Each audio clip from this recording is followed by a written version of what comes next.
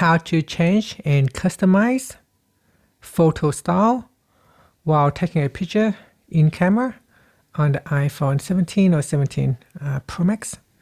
Let's go back to the home screen and open up the camera app. Then we go down and select photo. Next, swipe up next to the shutter button, and then from the menu, select styles. Now in here, you can customize it by simply dragging on the selector tools at the bottom here. You can also change the intensity by dragging on the slider bar. Now to change the style at the top here, you can swipe across and you can select a style that you would like to use.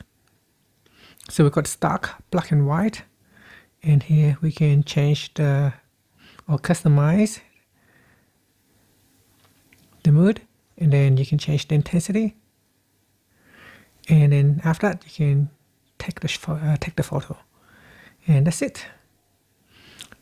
Thank you for watching this video.